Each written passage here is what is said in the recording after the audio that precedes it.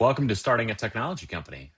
All right. Hey, so today what we're doing is we're going to talk about the movement from how do you think about what makes a good opportunity, right? So last time we talked about ideas to opportunity, and now you start to move into how do you think about who do you actually go after for that opportunity, which basically would be your market.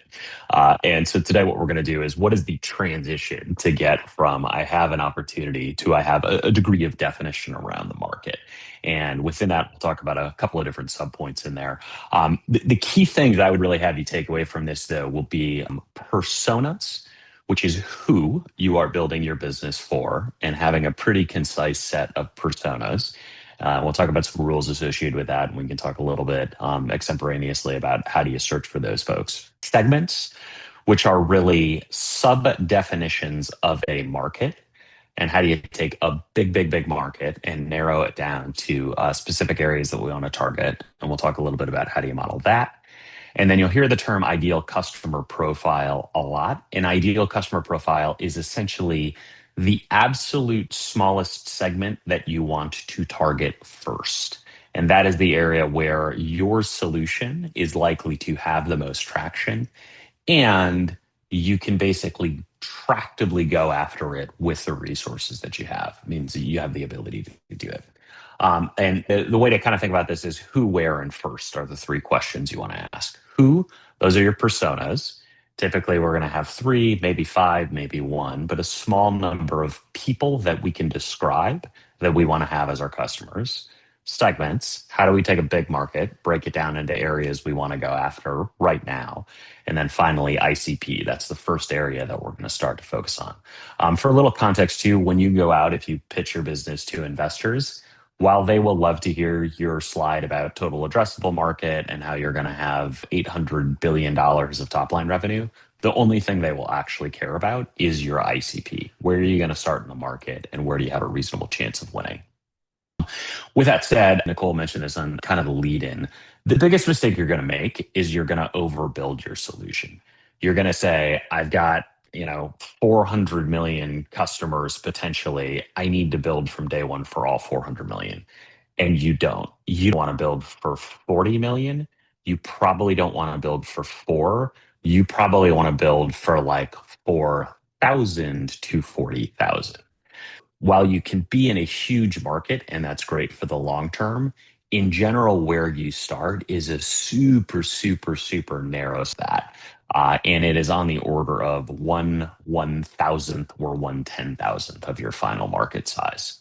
And so that's why we kind of have this who, where first thing. It's focus on a narrow, winnowable market segment where you can start. And that's going to be the one that you would think makes sense. It's the features that you're building are highly relevant. Your market message really resonates. And ultimately, you can target it concisely and specifically. All right. So, starting point for this are what you'll hear referred to as personas. Persona is a very generic marketing term you'll hear a lot. And it's basically just like a description of a human being that you engage with in your sales process or as a user. So buyer personas and user personas we'll talk about in a second, but it's a human that you're going to interact with at the business. The point here is that human has a lot of stuff that goes with them. They have their own generic goals and objectives in their life. They have goals and objectives in their jobs. They have constraints that they operate in. They operate in the context of certain incentive systems. They have internal politics that they're dealing with. There's a lot that goes into that. Typically, the areas we want to break that down into, though, are like, what do they have to do for their job? And in this case, the job can be a personal job or a corporate job. So, like, my personal job is I'm a dad, so I have kids and I have to do things for my kids. Well, I have jobs that I need to do around my family. And so, a persona in a consumer environment could be that. It could be my role in the family. In my professional environment, I am a technology entrepreneur. So I have responsibilities associated for that. I judge my success in a certain way. I have challenges associated with that. So, what's the job this person's doing? How do they make decisions? What would trigger them to actually try out a new solution for something and ultimately purchase a new solution? And then what do they care about? In general, what they care about are not return on investment calculations and profit and loss. They care about getting respect inside their workplace. They care about the love of their family members. They care about not looking stupid. So, core motivations, what are the fundamental emotional things that drive this person, and how are those going to relate to the solution that I have? As I mentioned, there are two types of personas that we use a lot. We will create a single list, but you can break out your personas into buying personas, which are people that have a role in the process of purchasing your software or deciding to deploy your software. And then user personas, which are people are the day-to-day operators. If you are in a consumer market, these are the same people. If you are in a business to business market, these are often very, very different people. And that is one of the core differences we'll talk about today between B2C and B2B markets. But buyer personas, people that are buying things, user personas, people that are using it, those can sometimes be the same persona. You can think of these as like little checkboxes. Sometimes they're different. With that said, particularly in B2B sales, you will also be gatekeepers in the process as well. So, as an example, if I am selling a B2B SaaS solution to a company, it may be used by the VP of sales to help run their sales team if it's a CRM type software. But I will also have a gatekeeper in information technology or IT that may have to sign off on the security of that solution. So while it is not necessarily someone that is in the user group or the buying group, it can definitely be someone that can make it a difficult process to get that done or approved. And again, you can think of those as influencers or gatekeepers. The key thing here is you got to have a list of all the personas that play a role in your buying group or your usage group. And then you need to make sure you understand exactly their role in the process of you either selling the software or purchasing that software or deploying the software. The way we tend to think of that in B2B sales is a buying committee. And on that buying committee, you have a group of people that are making a decision to purchase a new piece of software. Typically, you will have an economic buyer. That is the person that holds the budget. In small organizations, that's the CEO or the head of finance or the CFO. In larger organizations, it tends to be the heads of departments that have budgets. You will typically have a champion. That is someone that says, I want to buy the software, and they are the person that actually owns the pain for it. They may or may not have the budget to buy the software, though, and the budget sits with the economic buyer. Often you will have people that use that extensively. So in the example we're providing here for Pixel Perfect Apps, you have the CFO owning the budget, the head of project management being the champion, and a power user would be a designer, as an example. Power user is like your day user. They will often go back to your champion and say, hey, we like the software or not. It's important to get them on board so the initial sale goes through, but it's really critical to keep them on board so that you get a renewal. You have gatekeepers. Often this will be information security or IT saying, yeah, we can or can't buy the solution because it meets our security requirements or our integration requirements. And then finally, in most B2B companies, you will also have a procurement process. This will generally be part of the finance team, but there are people who then manage you as a vendor, manage getting you paid, manage negotiating a contract with you as well. You don't have to remember all of these different roles in a B2B buying committee. If you got to remember something at this point, what you have to remember is selling software or technology solutions to companies is complicated. It's complicated even in small companies where you may have all of this buying committee with one person over maybe 10 employees. It's almost always more complicated. With that said, that's what's very different about B2C sales, where almost always in selling to consumers technology solutions, you really just have one person that you're trying to convince. The same person that is deciding on whether or not they want to purchase the software is the person that's actually making the decision. They're also often making decisions based on much more base level psychological and contextual factors. So B2B, you have a bunch of different people making decisions. A lot of those are driven by their jobs, but also some of their psychology and sort of social standing. B2C, it's really much more about the psychology of the person that's making the purchase and like how are they thinking about this in their day-to-day life. So for B2C, we assume it's the same buyer and user, but we're really looking at like how does this work in their day-to-day life? What is the thing about this person that this actually solves? What pain does this relieve for the person? If your solution is triggered based on something, is it like a life event? Like I have a kid or I move to a new city? Is it a health event? Like I get diagnosed with a certain disease? Is it some other kind of positive event, like an upcoming rotation? Like what triggers them in their life to look for a solution that you provide now? And then finally, what are the alternative approaches they have? In B2B, oftentimes they will have other solutions, and we are competing against other software solutions. B2C, a lot of times the biggest competitor is they're just not doing anything, or they're hacking some approach together. So, as an example, my wife runs Dr. Angel's Health and Wellness. Her biggest competitor is people doing all of that research on their own. Her biggest competitor is not a healthcare service provider. And so for her to understand her competitive pressures, she's got to look at what their alternatives are. All that said, demographics can also be helpful in there, right? Like gender demographics, income demographics, age demographics. But I would focus on those after you have a very clear description of the person. Demographics can often fit lots and lots of different people effectively, but it is rare that a demographic category is an exact map for your personas. They tend to be pretty fuzzy. Okay, so what goes into a persona? We typically break out this first area, professional background, into a couple different subcategories. The first is titles. What kind of titles does this person carry? Obviously, in the consumer realm, that's not going to matter. But in the business realm, titles are probably the first identifier that we look for. There's an experience or seniority level that we can look at. How long have they been doing this job? That does apply across both consumer and commercial considerations. So, consumer, maybe I'm looking for people that have been a dad for 10 years. That could be different than a person that's a new dad. That could be different than a person that's now a grandfather. So, different levels of experience. Often in professional environments, it's your level of seniority or how long you've been doing the job. What are the responsibilities that this person has? Applies both in consumer and business contexts. Bullet list, nothing fancy, just like what are the things that they're focused on a day to day basis? Do they manage others?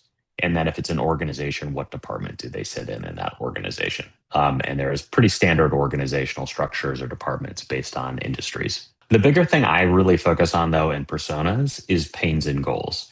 And there's really two categories of these. There's generically, what do they care about in terms of goals and what is painful or difficult for them in their job in general. So as an example, as a parent, my general goal is to raise, happy, healthy, well-functioning members of society. And a pain is that my children are crazy and scream at me all the time, right? That sounds silly, but those are the actual pains of a parenting job. In my professional job, my goal is to build companies and successfully launch them. And my pains are that building companies and successfully launching them is a highly fraught, difficult process that doesn't have a lot of software. So, general roles and how do those pains and goals split out?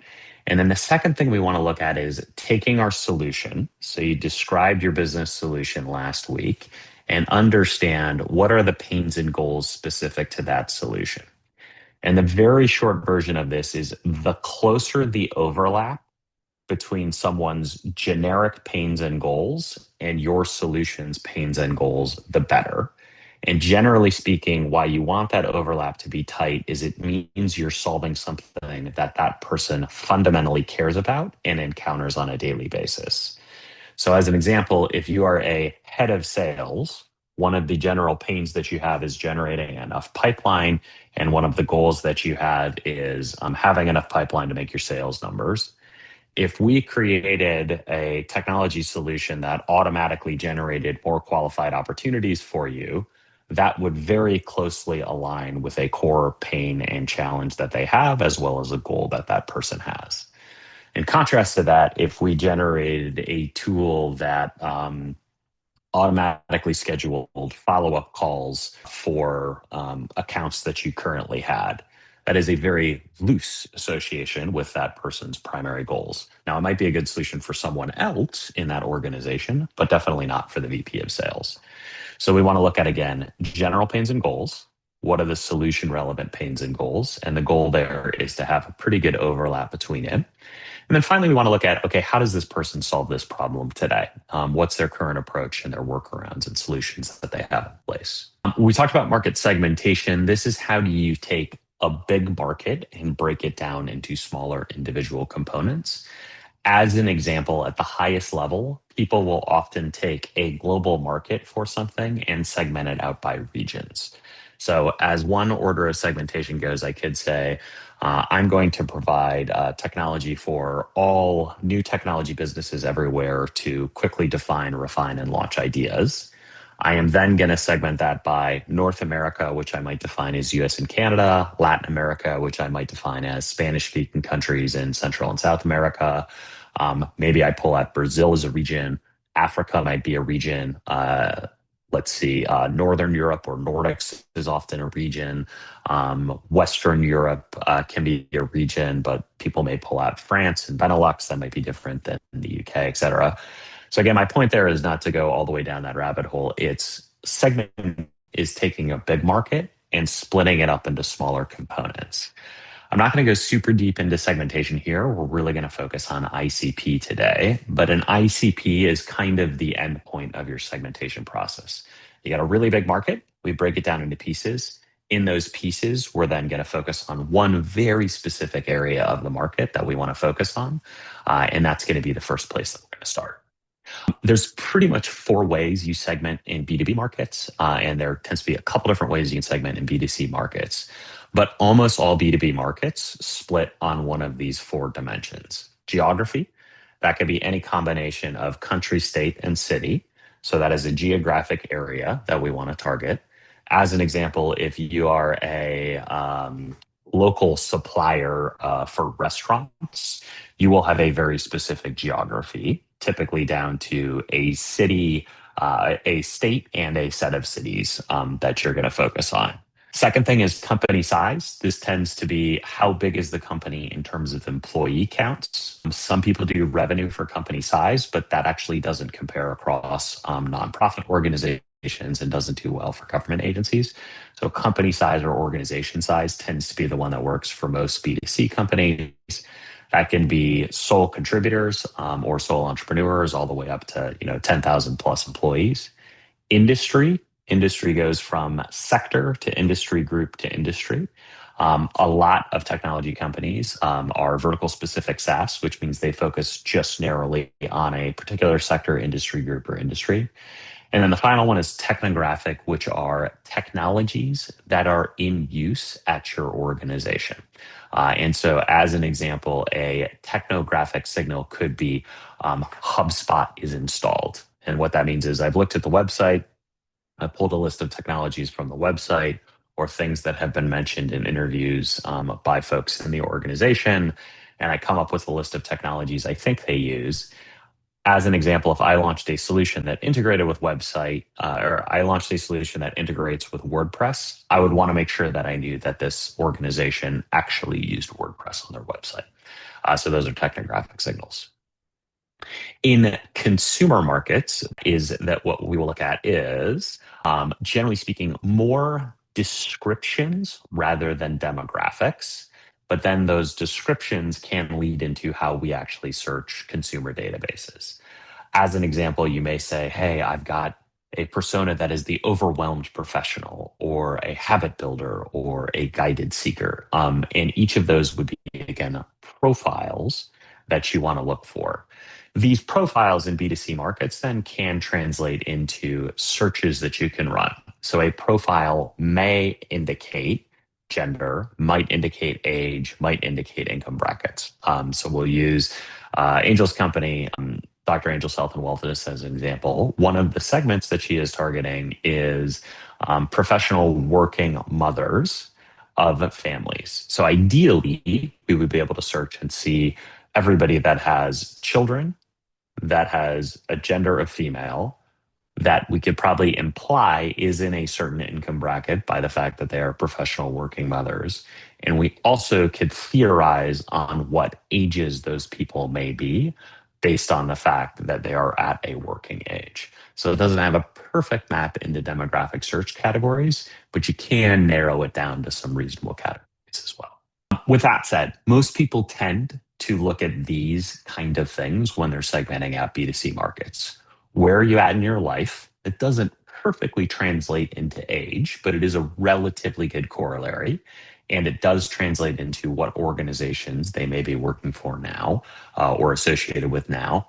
If there is some life trigger associated with that, knowing that and understanding it is great. And occasionally we can search for that in databases. As an example, one of the databases you can access is when people register for address changes. The US Postal Service will happily sell you that information. And so that is a good example of you have a triggering event of someone moving, and we can actually get a database to find that out. Behavior, are there things we can track them doing either on our site or on other sites or applications that trigger they might be a buyer for us? How do they identify? How do they use something and when do they use it throughout the day? And then ultimately, any other willingness to pay signals associated with that based on behavior that they have or other information we can gather. Okay, all that goes into how do you define your market and how do you break that big market out into smaller chunks. Your ICP is where you're going to spend most of your time. And you all may have heard of ICP before. ICP stands for Ideal Customer Profile. It is the first segment or chunk of a market that you want to target. And it is the area of the market that you have a lot of conviction, and ideally, very quickly, you have some proof that it is the most likely group of people to buy your product. It is the best fit first customers that you have. So that means that you can attract their interest, you can sell them your solution or get them to use your solution if it's an advertising based solution. They keep using your solution, and ideally, they eventually go tell other people about it. So again, of the millions and millions of people that could use your solution or millions and millions of businesses that could benefit from it, this is a ultra narrow area where you want to start. And they are the best fit customers. So they are the ones that experience your problem every day. They absolutely need to solve it as a problem right now. And if they started using your solution, they would say, this is great. This is awesome. They are areas where you can quickly get in to that customer, get them sold, and ideally they will come back and say, yes, you can use me as a reference, you could use me as a case study, et cetera. So they can get you traction in the market and get you credibility. And ultimately, it will force you to limit where you are focused and where you are spending your efforts. So ultimately, you will not be able to focus on a lot of different customers out there. You're just going to focus on those that are in your ICP. As you say, your ICP then informs a bunch of different components of your strategy.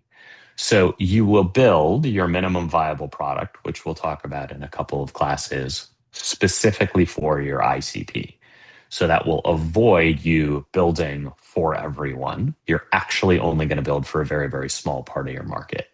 Your messaging be limited to your ICP as well. You're actually not going to talk about solving the problem for everyone you could solve it for. You're just going to focus to start on the folks that are in your ICP. And you'll probably make your messaging way too specific for a long-term basis, but definitely good on a short-term basis. It will be where you will do your research. So if you're going to do customer interviews, which I would encourage you to do, you want to do them from people in your ICP. And ultimately, you are only going to target ads. You're only going to target your community building efforts, your outreaches on LinkedIn, et cetera, to named specific individuals in your ICP as well. So you will not be going to conferences unless those conferences are attended by the people in your ICP. And then you should definitely go to those conferences. You are not going to be posting to everyone on X unless those people are in your ICP. And then you should be posting to those people as well. So it's a critical thing to pick, and it will limit all of the activities that you have in your early stage company. And different ways of doing that in B2B and B2C. B2B, what you really want to optimize for are, can we sell to them quickly? Can we do it in a standardized fashion? So is it a repeatable and predictable sales process? If I get them on board and they're happy, will they be willing to become references and case studies for me?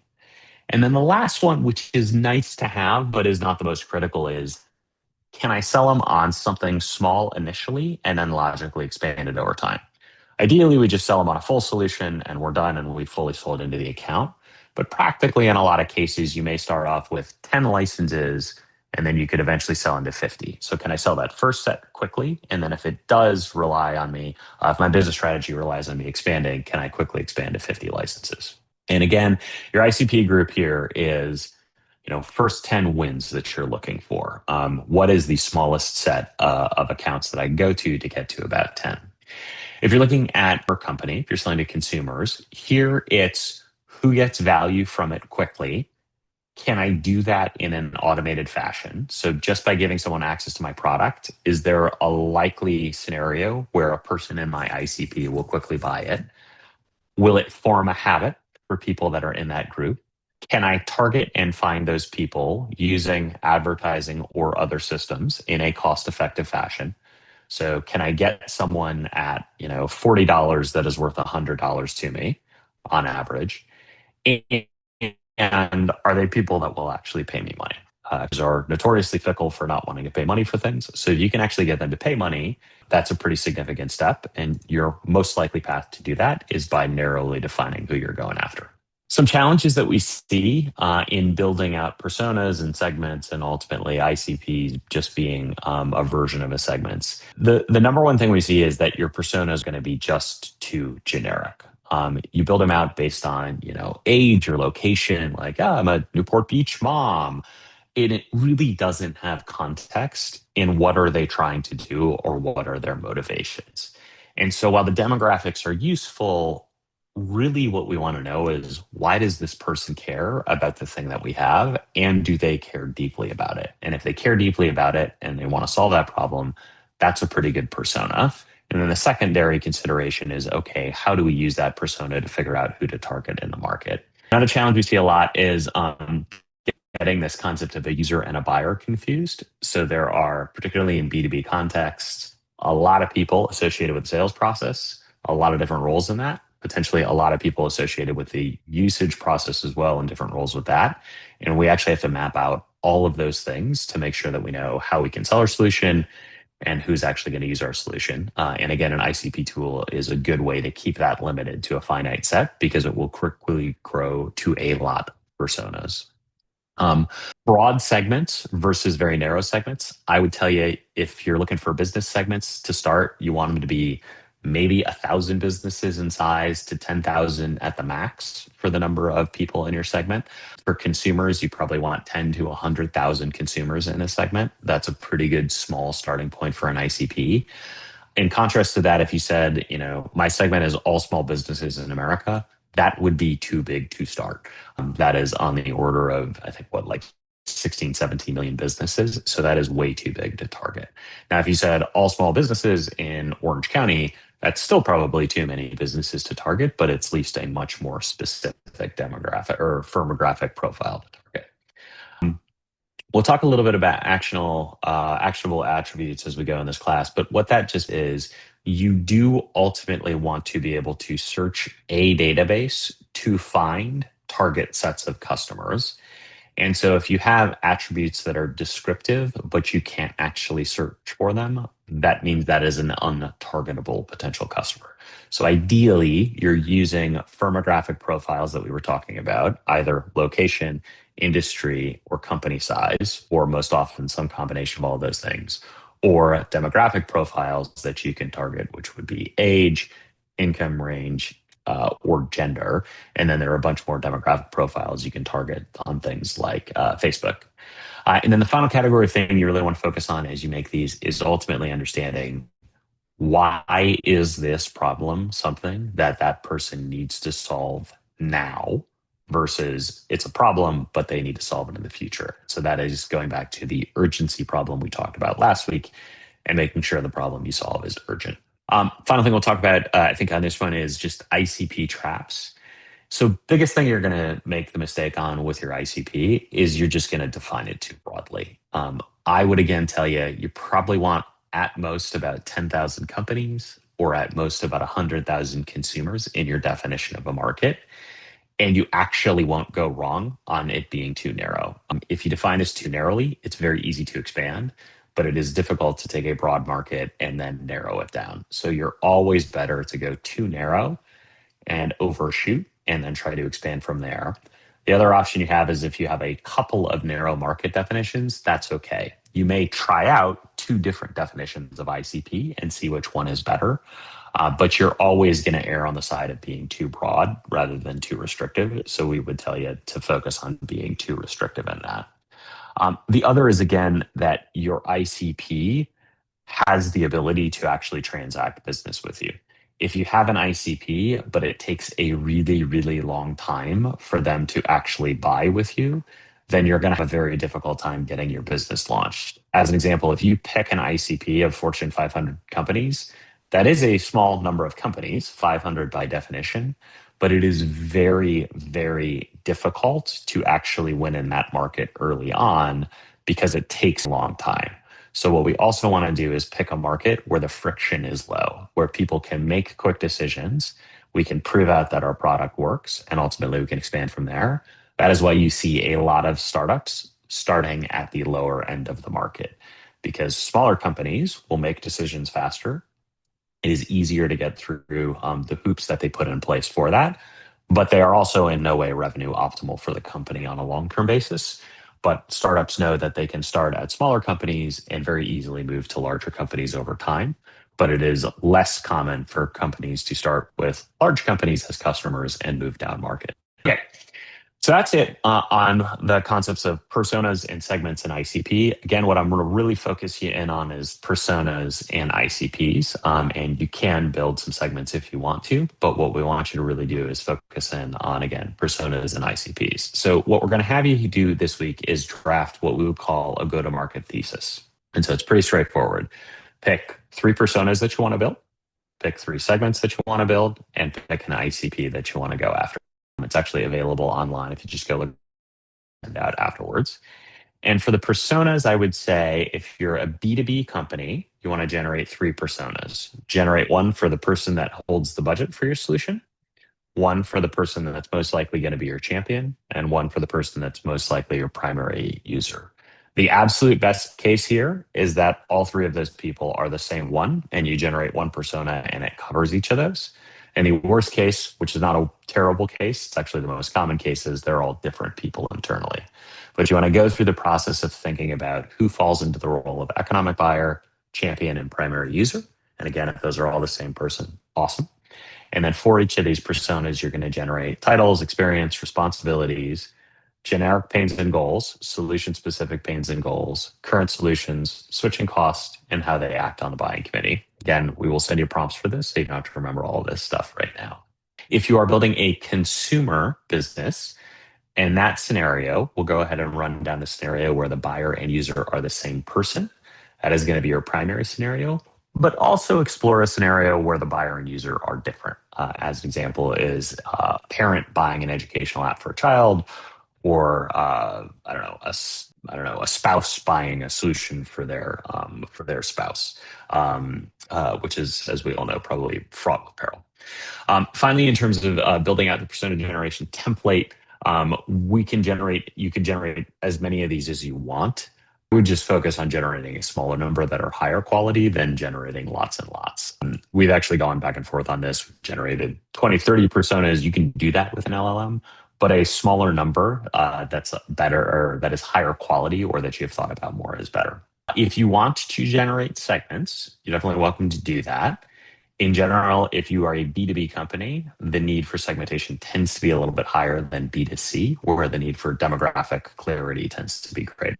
But typically what we would do is start with your overall definition of the solution and then draft out, okay, three potential segments that you can evaluate, and then pick one of those segments to be your ICP.